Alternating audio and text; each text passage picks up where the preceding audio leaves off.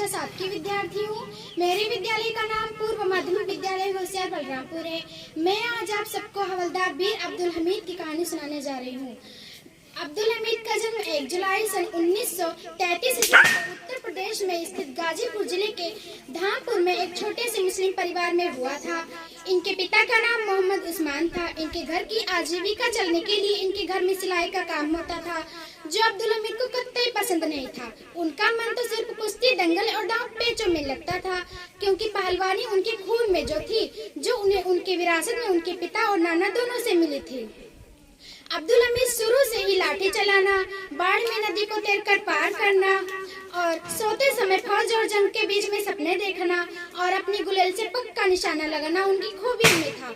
और इन सब चीजों में वे सबसे आगे भी रहा करते थे।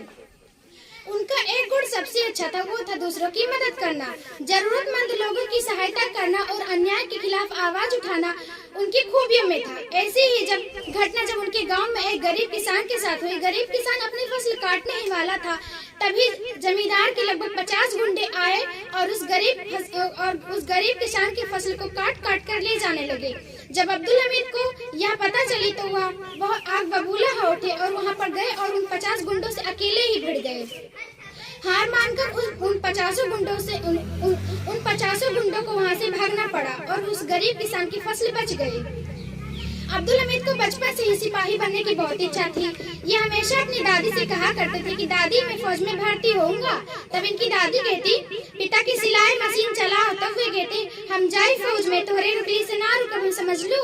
तब उनकी दादी को उनके आगे झुकना पड़ता और कहना पड़ता अच्छा ठीक बजाइए फौज में। तब वे खुश हो जाया करते और यही जिद वे अपने पिता मोहम्मद उस्मान से भी दिखाया करते और कपड़ा सिलने के धंधे से इनकार कर दिया करते थे। 8 सितंबर सन 1965 ईस्वी को जब भारत पाकिस्तानों ने आक्रमण किया तो भारतीय सिपाही जान हथेली पर रखकर रणभूमि में आक्रमण करने के लिए खड़े हो गए।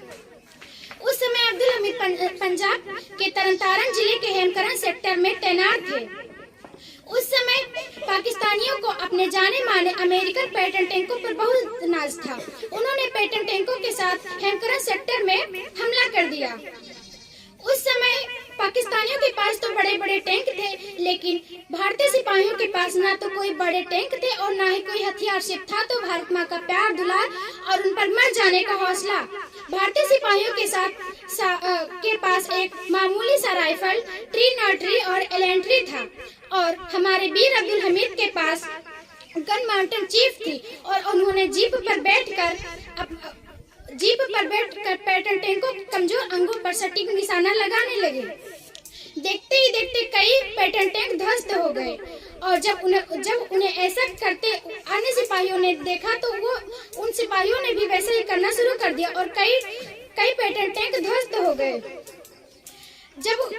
पाकिस्तानी सिपाहियों में भगदड़ मच गई और वो भागने लगे और उनका पीछा करते हुए वे अपनी जीप में जैसे ही आगे बढ़े उनके जीप पर एक गोला गिर गया, जिसकी वजह से वह बुरी तरह से घायल हो गए और 9 सितंबर सन 1965 ईस्वी को उनकी मृत्यु हो गई। लेकिन यह घोषणा 10 सितंबर सन 1965 ईस्वी को हुई और उन्हें परमवीर चक्र से भी सम्मानित किया गया।